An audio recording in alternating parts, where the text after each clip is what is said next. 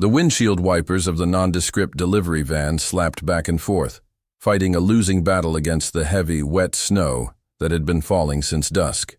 It was 11:15 p.m. on Christmas Eve. The streets of Grand Rapids were emptying rapidly, the city retracting into itself like a tortoise pulling into a shell against the biting cold. Windows in the suburbs were glowing with the warm amber hues of Christmas trees and fireplaces, creating a sharp contrast to the hostile, freezing gray of the road. Michael Turner sat behind the wheel, his posture upright, his eyes scanning the environment with a practiced, almost rhythmic cadence. To the casual observer, Michael was just another logistics driver finishing a late shift for a private courier service. He wore a dark blue beanie, a thick canvas jacket, and work boots that had seen better days. But the way he moved, economic, precise, deliberate, hinted at a life lived before this one. Michael was a former Navy SEAL. Though he had traded his trident and rifle for a scanner and cardboard boxes 3 years ago, the programming never truly left. He lived in what tactical instructors called condition yellow, a state of relaxed alert. He wasn't paranoid. He was simply aware. He noticed the car with the broken tail light 3 blocks back. He noted the slick patch of black ice on the corner of Jefferson Avenue. He processed the world not just as scenery, but as data. Narrator note: before we continue into the cold night with Michael, if you enjoy stories that explore the depth of human resilience and the choices that define us, please take a brief second to subscribe to the channel. It helps us bring more of these narratives to life. Now, back to the storm. The heater in the van rattled, pushing out lukewarm air that smelled faintly of dust and diesel. Michael checked his manifest. One last drop-off near the outskirts. Then he could head home to his solitary apartment, a heated meal, and a book. He didn't mind the solitude. After 12 years in teams where privacy was a myth, silence was a luxury he was still learning to enjoy. He signaled a turn onto a road that skirted the edge of an older industrial park, a route he took to avoid the holiday traffic on the main highway. The area was poorly lit, the streetlights flickering, casting long, dancing shadows against the snowbanks. It was a desolate stretch, flanked on one side by a chain-link fence and on the other by a row of shuttered warehouses. That was when the anomaly appeared in his peripheral vision. In the military, you are trained to look for things that don't belong. Disturbances in the baseline, a pile of trash on a clean road, a parked car sitting too low on its suspension. Or, in this case, stillness in a place where there should be movement, or vacancy where there should be emptiness. 50 yards ahead, on the right, stood a concrete bus shelter. It was little more than a brutalist slab of gray stone with a rusted metal bench, offering minimal protection from the wind howling off the lake. The bus route that serviced this stop had stopped running at 8 p.m. for the holiday schedule. Michael knew this because he planned his logistics around city infrastructure. No bus was coming. Not tonight. Not until the morning of the 26th. Yet there were 2 shapes on the bench. Michael slowed the van, easing his foot off the accelerator. The tires crunched softly over the packed snow. As he drew closer, the shapes resolved into people. 2 of them, sitting shoulder to shoulder, motionless. Most drivers would have kept going. The narrative in their heads would have been simple and dismissive. Probably drunks, probably homeless. Not my problem. I have gifts to wrap. But Michael's mind didn't work that way. He assessed the threat, but more importantly, he assessed the situation. The posture was wrong for vagrants. Homeless individuals in this weather huddled, layered in chaotic fabrics, surrounded by carts or bags. These 2 were sitting upright, rigid. He brought the van to a complete halt, 20 feet past the stop. He checked his mirrors. The road was empty. Something's wrong, he muttered to the empty cab. He put the van in park but kept the engine running. He wasn't playing hero. He was conducting a welfare check.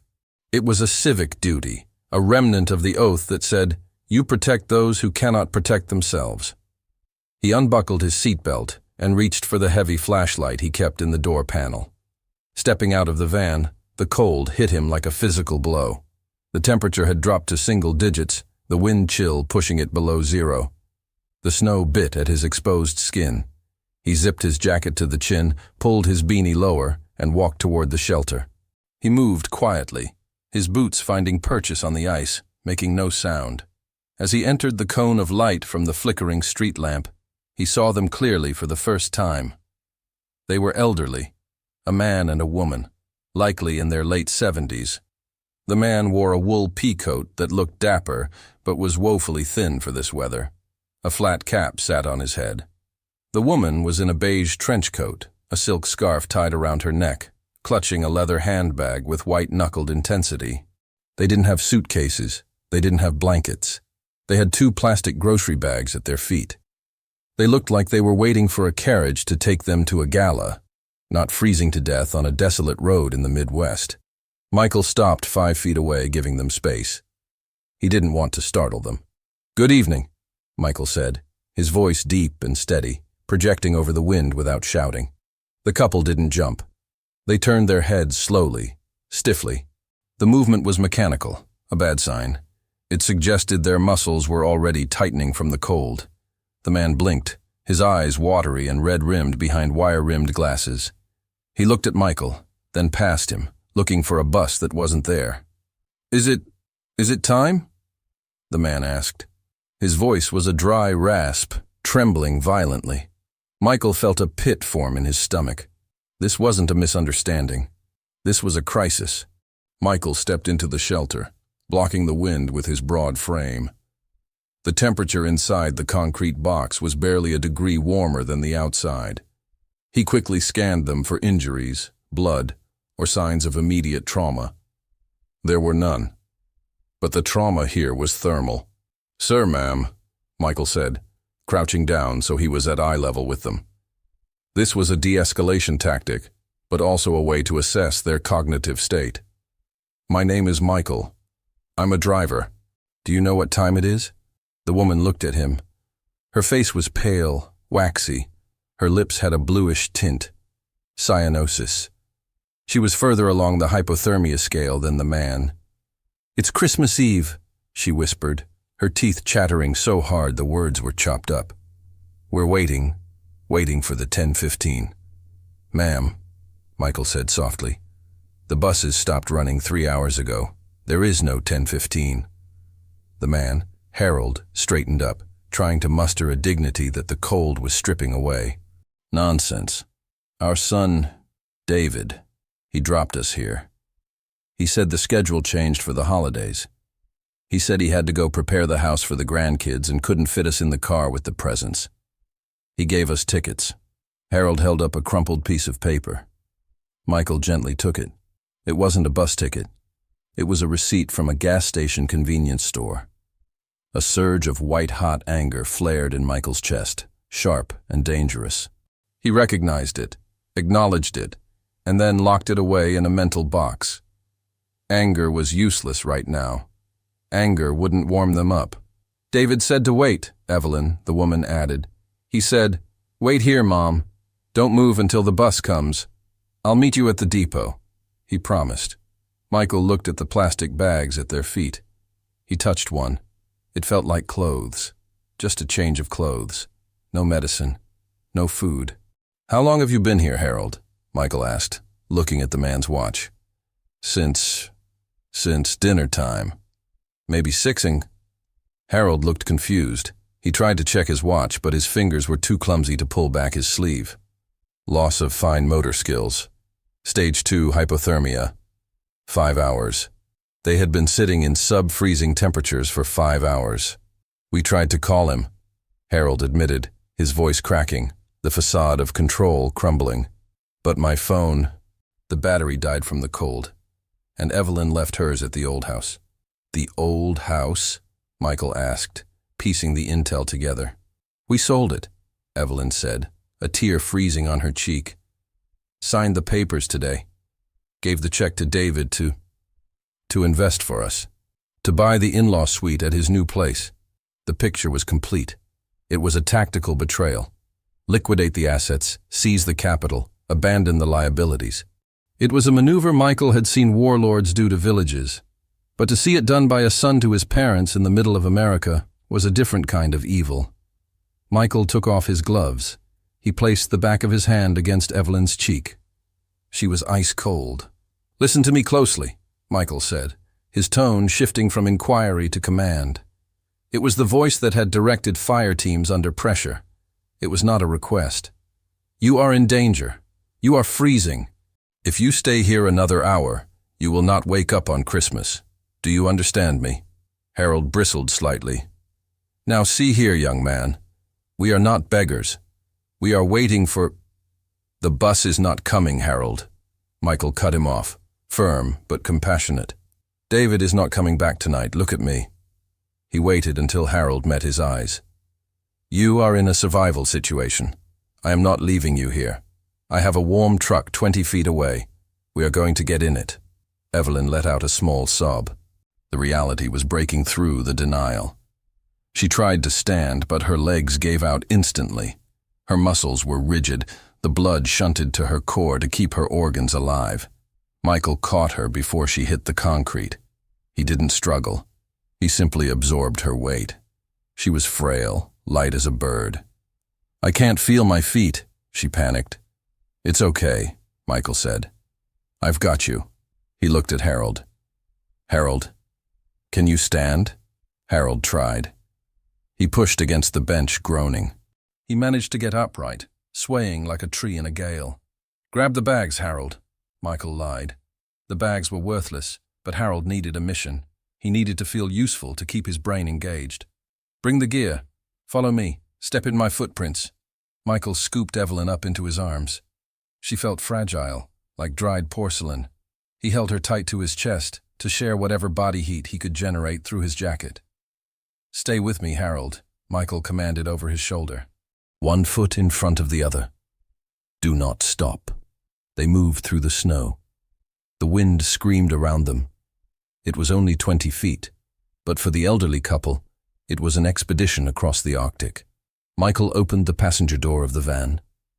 He placed Evelyn inside, adjusting the seat to recline slightly. He grabbed a heavy wool blanket he kept in the back, part of his own emergency kit, and wrapped it around her, tucking it under her legs. He ran around to the driver's side as Harold stumbled up.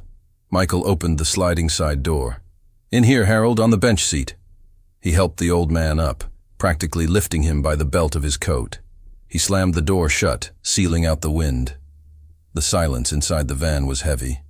The only sound was the heater blasting and the jagged, wet breathing of the two passengers. Michael climbed into the driver's seat. He didn't drive away yet. He turned the cabin light on. "First things first," Michael said, turning to face them. "We need to get your core temperature up slowly. No rubbing the skin. Just sit and breathe." He reached into his dashboard and pulled out a thermos. It was his coffee, hours old, but still warm. "Evelyn, sip this. Tiny sips." He handed the cup to Harold to hold for her. As he watched them shivering, huddled in the back of his commercial van, Michael pulled out his phone.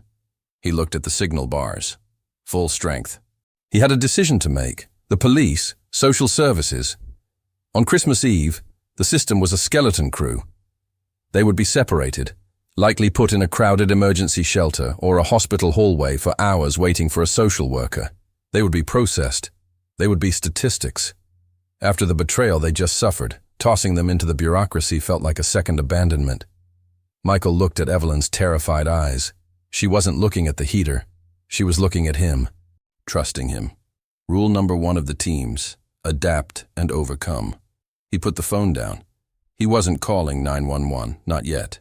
"Where are you taking us?" Harold asked, his voice stronger now that the wind wasn't stealing his breath. Michael put the van in gear. "Somewhere safe," Michael said. "I'm taking you to the harbor." The harbor wasn't a military installation or a government safe house. It was the colloquial name for the St. Jude Community Center, a small brick building in a gentrifying neighborhood about 4 miles away. It had been a church once, then a warehouse, and now a community hall. Michael knew it because he was the volunteer handyman. He fixed the leaky pipes in the basement and repaired the roof when the funds ran dry. He had a set of keys on his ring. The drive was slow. The roads were treacherous. Michael drove with hyper-focus, correcting the van's drifts on the ice with subtle movements of his wrists. In the rearview mirror, he saw the couple beginning to thaw. The shivering was becoming more violent, a paradoxically good sign. It meant their bodies were fighting back, generating heat. "Why would he do this?" Evelyn whispered. It was the first time she had spoken clearly since getting in the van. "We gave him everything." "Money changes people, ma'am," Michael said, keeping his eyes on the road. "Desperation changes them even more. But that's not your fault. That's on him." "He said he loved us," Harold said, staring at his frozen hands. "Just this morning." Michael didn't offer platitudes. He didn't say it will be okay, because he didn't know if it would be. Instead, he offered logic. "Tonight, the mission is survival. Tonight, we focus on getting warm, getting fed, and getting rest. Tomorrow, we deal with David." He pulled the van into the alleyway behind the community center. The building was dark, the windows black squares against the brick. It was closed for the holiday, obviously. The heat would be turned down to save money. "Is it open?" Harold asked. "It is for us," Michael said. He parked the van to block the wind from the back door. He grabbed his tactical bag from the passenger seat. His go bag. Every SEAL kept one, even after retirement. Medical kit, multi-tool, flashlight, energy bars, water purification, thermal blanket. Civilians called it paranoia. Michael called it insurance. He unlocked the heavy steel door of the center and ushered them inside. He immediately located the thermostat panel in the hallway and overrode the holiday timer, cranking the heat up to 72 degrees. The furnace in the basement roared to life with a comforting thrum. The main hall was a large room with scuffed basketball courts and a stage at one end. It smelled of floor wax and old books. It wasn't the Ritz, but it was dry, and it was safe. "There are mats in the gym storage," Michael said, his mind running through a logistics checklist. "And there's a kitchen in the back. It's a soup kitchen on Tuesdays, so there should be canned goods." He led them to the small office off the main hall. It had a sofa and a couple of armchairs. It was smaller, easier to heat. "Sit here," Michael instructed. He pulled the wool blanket from the van and draped it over them again. "I'm going to clear the building, just to make sure we're alone." It was a habit. You don't settle into a perimeter until you've secured it. Michael walked the length of the building, checking windows and doors. He wasn't expecting intruders, but he needed the peace of mind. When he returned to the office, the couple looked like two children lost in a library. They were holding hands, their knuckles white. "Michael," Harold said, his voice trembling with a mix of cold and emotion. "We don't have any money. I gave my wallet to David. He needed it for the investments." Michael stopped at the door. He looked at the man who had worked 50 years, raised a son, paid his taxes, and ended up on a frozen bench. "I don't want your money, Harold," Michael said softly. "Then why?" Evelyn asked. "Why did you stop? The other cars, they didn't even slow down." Michael leaned against the doorframe, crossing his arms. The image of the bus stop flashed in his mind. The isolation, the vulnerability. "In the Navy," Michael began, his voice dropping an octave, "we have a saying, leave no man behind. It doesn't say, leave no soldier behind. It says, no man. You were in my sector. That makes you my responsibility." He pushed off the doorframe. "I'm going to the kitchen to see what we can find for dinner. I hope you like canned ravioli because I think that's the Tuesday special." For the first time that night, a tiny, fragile smile appeared on Evelyn's face.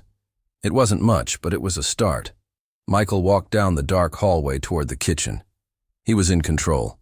He had a perimeter. He had 2 principles to protect. But as he opened the pantry and looked at the sparse shelves, the reality of the situation hit him. He had them safe for the night. But he had no real food, no medical supplies for their heart conditions, and no long-term plan. He was trespassing in a community center with 2 abandoned elders on Christmas Eve. He needed supplies, and he needed them without alerting the authorities who might misunderstand the situation. Michael took out his phone again. He scrolled past his employer. He scrolled past his landlord. He stopped at a name he hadn't called in 2 years. "Doc, Holloway, a former corpsman who ran a 24-hour urgent care clinic downtown. A man who owed Michael a life debt from a dusty road in Fallujah. Michael hit dial. "Merry Christmas, Doc," Michael said when the line picked up. "I need a favor, and I need it off the books." The back door of the St. Jude Community Center didn't have a doorbell. It was a heavy steel slab meant to keep the world out. But 20 minutes after Michael's call, a rhythmic, distinctive knock echoed through the hallway. Shave and a haircut. Michael checked the peephole before opening it.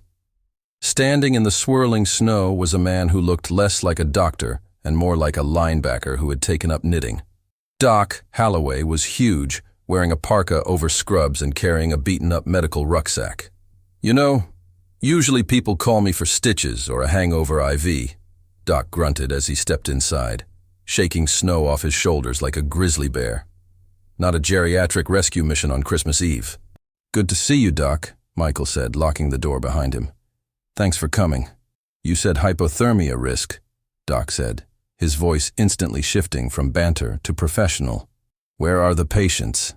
Michael led him to the office. Harold and Evelyn were sitting where he left them, huddled under the blankets.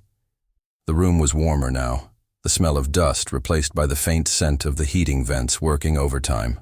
Doc knelt in front of them with a gentleness that belied his size.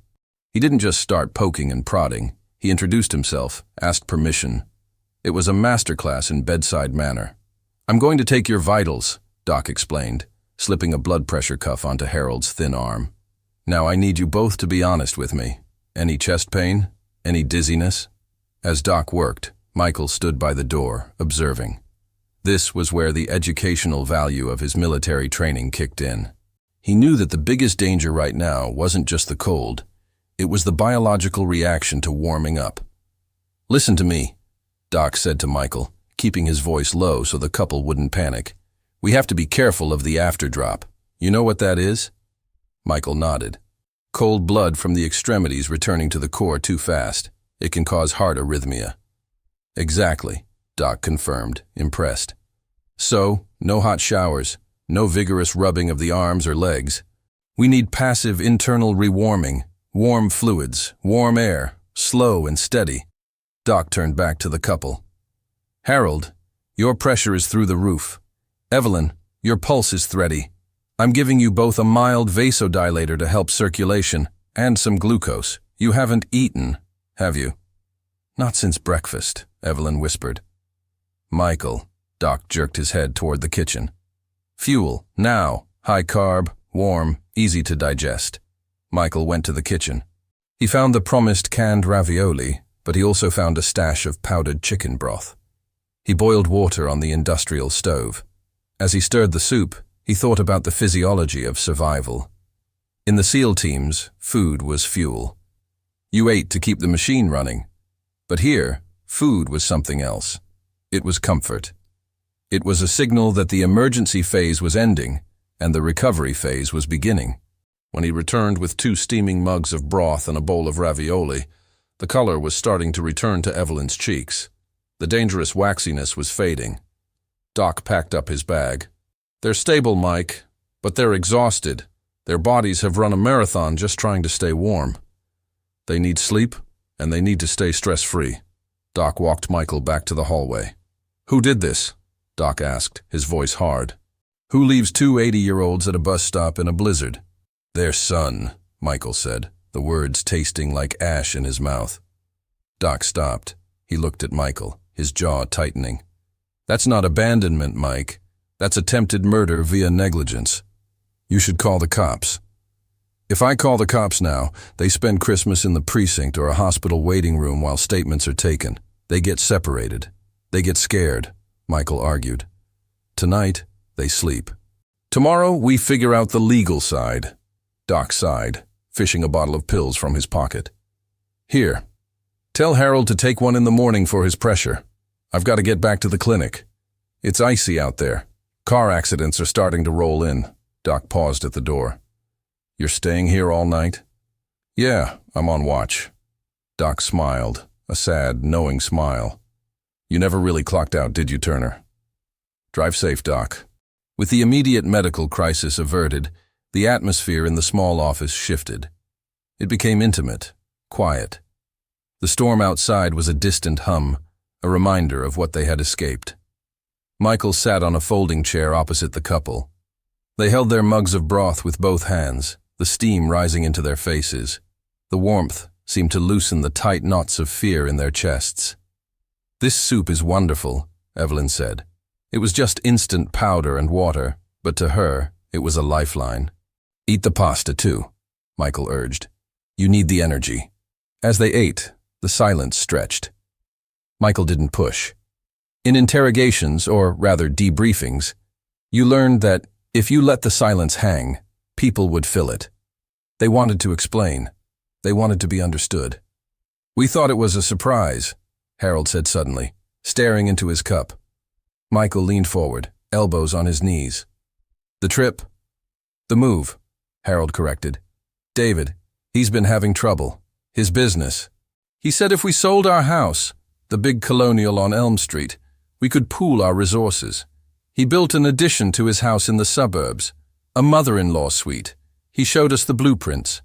It looked beautiful," Evelyn added, her voice wavering. "It had a garden window for my violets. We signed the closing papers on our house this morning," Harold continued. The shame in his voice was palpable. A man who had provided for his family for decades was now admitting he had been swindled by his own blood. The check for the equity, $300,000. It went directly into David's account. He said it was for tax purposes, to pay the contractors for the suite. Michael listened, cataloging the details. This was a textbook confidence trick, but the perpetrator had played the long game. He had used the ultimate weapon, love. Narrator. Note: it's important to pause here and recognize the educational aspect of what Michael is hearing. Financial exploitation of the elderly often comes from family members. It relies on the victim's trust and their fear of losing contact with their grandchildren. It is a psychological trap, as much as a financial one. "So you signed the papers?" Michael prompted gently. "Yes," Harold said. "Then he loaded us into the car. He said the suite wasn't quite ready for the furniture, so our things went into storage.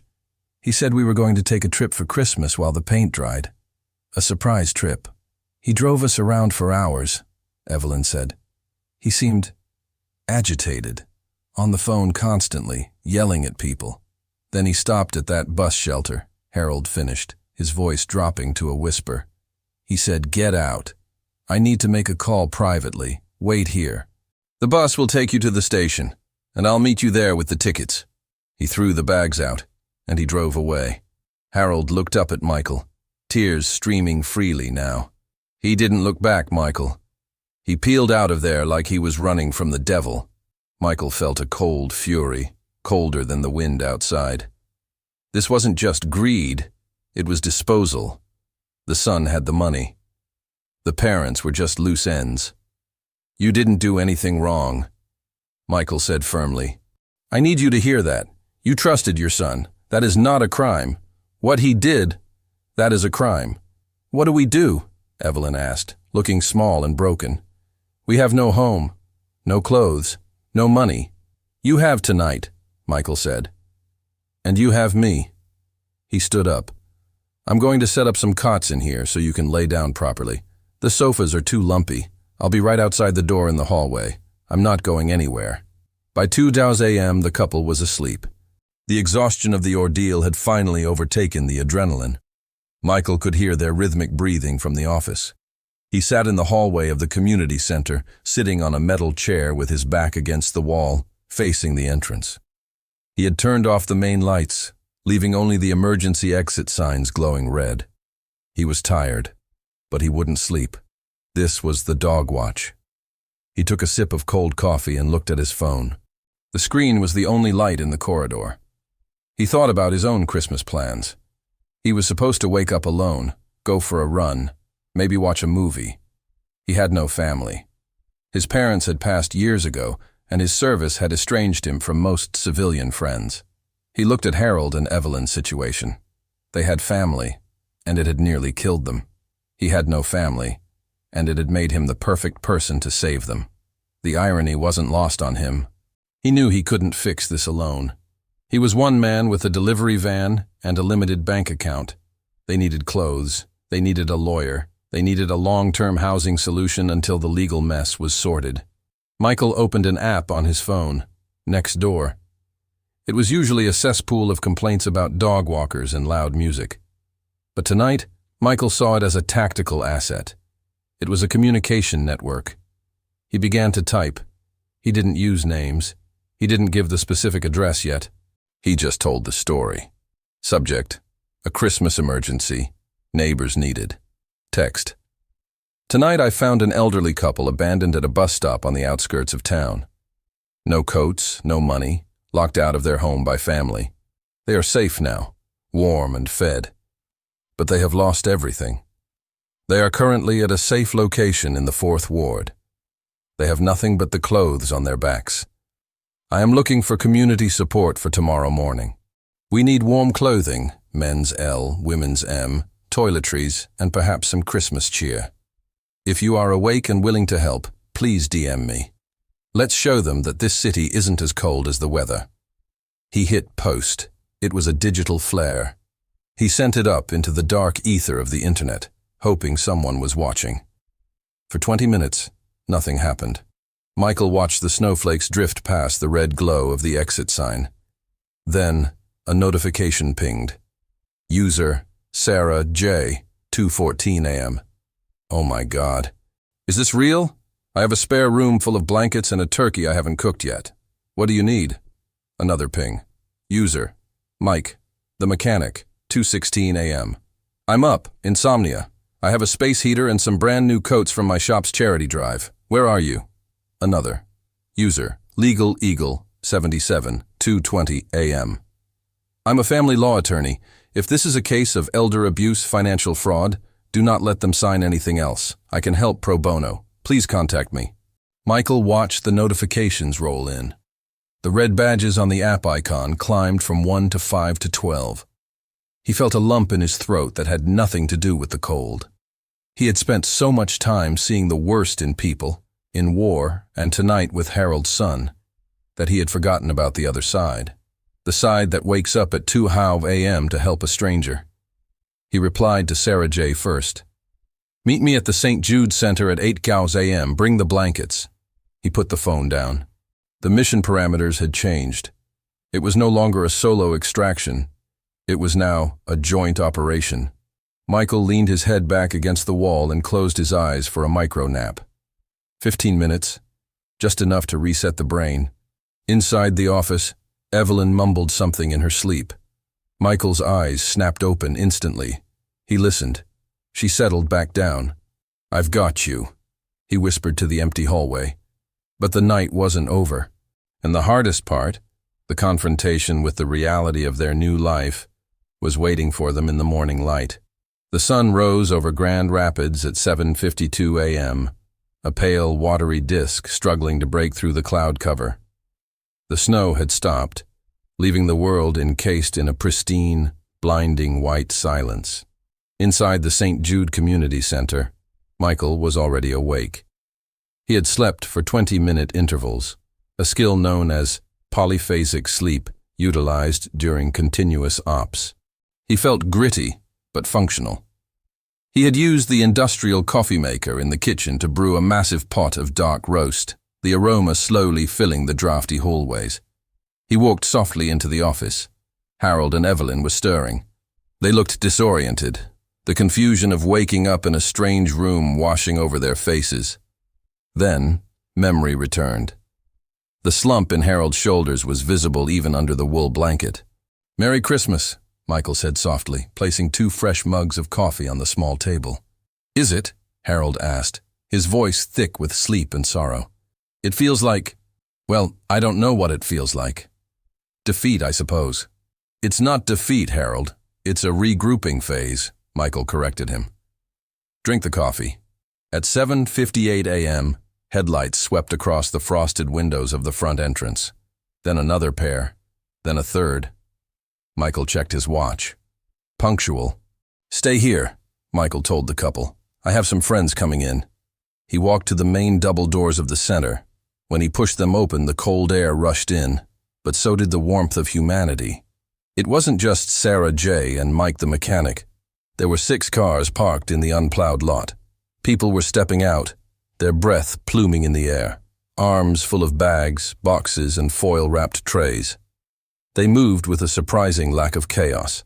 In disaster relief, you often see the second disaster, the influx of uncoordinated volunteers who clog up the logistics. But Michael had been specific in his post.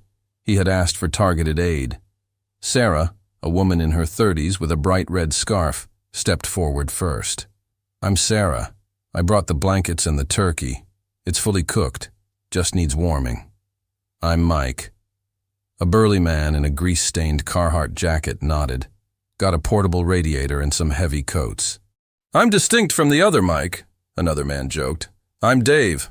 I own the bakery on 4th. I brought fresh bread and pastries, and milk." Michael held the door open. "Come in, quietly. They are in the office." As the volunteers filed in, Michael watched the transformation of the space. The gloomy gymnasium hallway became a staging area. A folding table was set up. Food was laid out. The smell of cinnamon rolls and roasted turkey began to overpower the smell of old floor wax. When Michael led Harold and Evelyn out of the office, the couple stopped, dead in their tracks. They had expected a cold morning of uncertainty. Instead, they walked into a corridor lined with strangers who were smiling at them. Not with pity. Pity is heavy and suffocating, but with solidarity. "Merry Christmas," Sarah chirped, stepping forward with a tray of warm pastries. "I hope you like cinnamon." Evelyn brought a hand to her mouth. Her eyes welled up. She looked at Michael. "Who are these people?" "Neighbors," Michael said.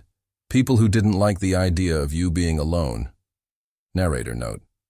There is a profound psychological concept at play here called collective effervescence. It's the energy and harmony people feel when they come together for a shared purpose. For victims of trauma, like Harold and Evelyn, witnessing this can be more healing than medicine. It restores their faith in the social contract that their son had broken. For the next hour, the center buzzed with life. Harold, wearing a new, donated, thick flannel shirt, sat with Mike the mechanic, talking about vintage cars. Evelyn was surrounded by 3 women who were fussing over her, wrapping her in a cashmere shawl and listening intently as she talked about her violets. They weren't just being fed, they were being reintegrated into the tribe. At 9:30 a.m., a black sedan pulled up. A man in a sharp wool coat and carrying a leather briefcase stepped out. This was Legal Eagle 77, James Sterling, a local family law attorney. Michael met him at the door. "Thanks for coming on a holiday, James." "Are you kidding?" James adjusted his glasses. "I read your post. My blood boiled. I needed to do something to burn off the anger." They went to a quiet corner of the gym, where a table had been set up. Michael brought Harold and Evelyn over. "This is James," Michael introduced. "He's a lawyer. He's going to help us understand the battlefield." James didn't sugarcoat it. He sat down, opened a notepad, and started asking hard questions. "Did you sign a power of attorney?" James asked. Harold nodded, ashamed. "Yes. A durable power of attorney. About a month ago. David said it was in case we got sick." James grimaced, but kept writing. "Okay, that makes it harder, but not impossible. The transfer of the house funds. Did you sign that check, or did he?" "I signed it," Harold whispered. "Endorsed it to him." "Under false pretenses," James countered instantly. "That is fraud. That is elder financial abuse. In this state, that's a felony with mandatory sentencing enhancements." James looked at the couple sternly. "I can get an emergency freeze on his accounts, but only if we file a police report immediately. We need to document the abandonment. This isn't just a family dispute anymore, Harold. This is a crime scene." Evelyn looked terrified. "But he's our son. Will he go to prison?" The room went silent. This was the crux of the moral dilemma. Even after everything, the instinct to protect their child remained. Michael stepped in. He crouched beside Evelyn's chair. "Evelyn," Michael said gently, "David didn't just take your money. He took your safety. He left you in a place where you could have died last night. If I hadn't driven by, we wouldn't be having this conversation." He let that sink in. "He made his choice," Michael continued. "Now you have to make yours. Do you want to protect the man who left you in the snow, or do you want to protect Harold?" Evelyn looked at her husband. She saw the new lines of age and fear on his face. She took a deep breath. "Do it," she told the lawyer. "File the report." James nodded, pulling out his phone. "I'm calling the on-duty magistrate. We'll get the freeze order started, but we need to know where the money is. If he's cashed it out or moved it offshore, it gets complicated." "He hasn't moved it offshore," Michael said, his voice dropping into that cool, detached tone of a tactical briefing. "He's lazy, and he's desperate." Michael stood up. "I'm going to find him." Michael retreated to the small office, closing the door. He needed silence. Finding someone isn't magic. It's a process of elimination based on human behavior. Fact 1. David just acquired $300,000 in liquid cash yesterday. Fact 2. He abandoned his parents to avoid the burden of care, suggesting he wanted immediate freedom. Fact 3. He was agitated and yelling on the phone, according to Evelyn. High stress, plus sudden influx of cash, plus desire for escapism usually points to a few specific vices, drugs or gambling. David was a businessman, a builder. In Michael's experience, guys like that didn't go to crack houses. They went to places that felt like high-status environments. Michael pulled out the crumpled gas station receipt Harold had given him at the bus stop. Joe's 24/7 stop and go. Time, 6:12 p.m. Location, exit 44 off the I-96. Michael pulled up the map on his phone. Exit 44 was 20 miles west. It wasn't on the way to the suburbs where David supposedly lived. It was on the way to the lakeshore. What was near exit 44? Nothing much. Fast food, gas, and... Michael zoomed out. 10 miles past the exit, sitting on tribal land, was the Silver Creek Casino and Resort. It was the only place open and thriving on Christmas Eve. A place where you could disappear, drink expensive scotch, and pretend you were a king while your parents froze on a bench. Michael went back to the main hall. He found Harold. "Harold, what kind of car does David drive?" "A Range Rover," Harold said. "Black, brand new. He was very proud of it." "Do you know the plate number?" "No, but it has a vanity plate. It says Builder." Michael nodded. It fit. The ego, the flashiness. "James," Michael signaled the lawyer, "I have a probable location, Silver Creek Casino." "You going there?" James asked, raising an eyebrow. "Be careful. Don't do anything that compromises the case." "I'm just going to talk," Michael said, "and maybe get their house keys back." "Michael," Evelyn called out as he zipped up his jacket. She looked worried. "He can be nasty when he's cornered." "So can I," Michael said calmly. The drive to the casino took 40 minutes. The roads were plowed now, the salt trucks having done their work. Michael pulled his battered delivery van into the glittering parking structure of the Silver Creek Resort. The contrast was stark. Inside, people were losing their life savings to slot machines while Christmas carols played over the loudspeakers. He walked the rows of the VIP parking level. It didn't take long. There it was. A black Range Rover, gleaming under the fluorescent lights. The license plate read, BLDR1. Michael walked around the vehicle. He placed his hand on the hood.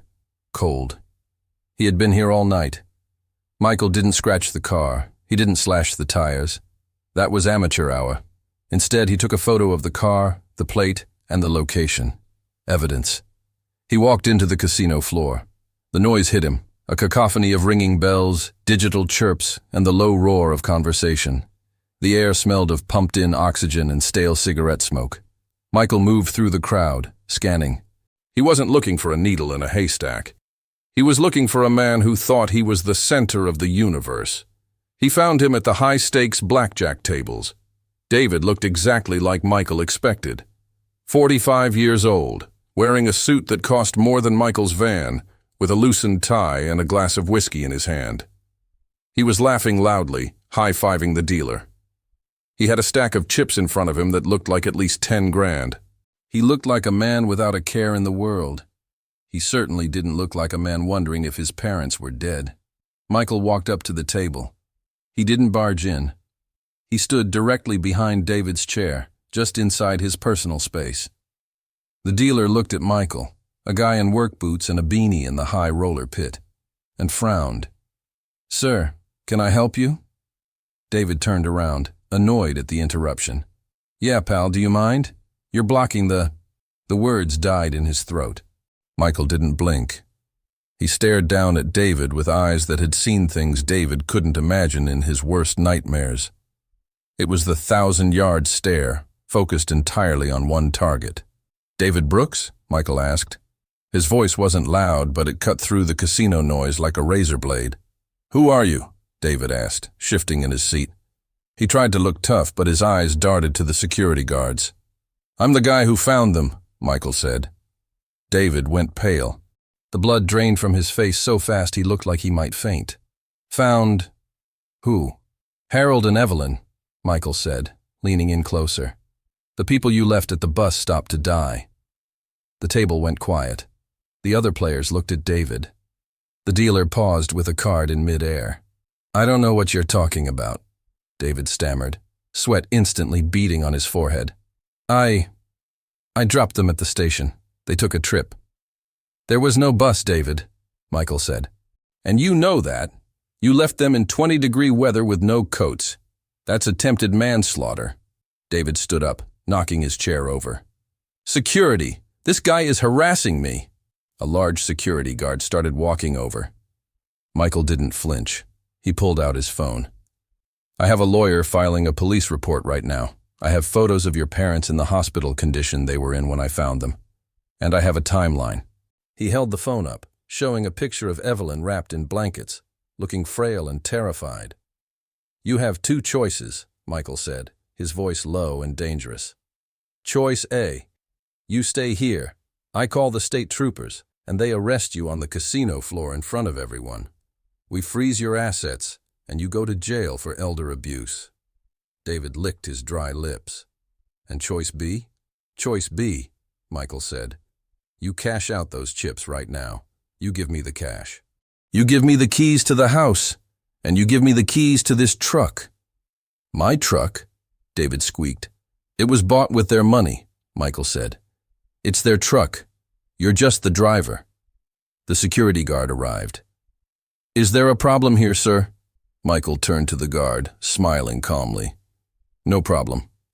This gentleman was just realizing he made a terrible mistake and needs to go home to his family. Right, David?"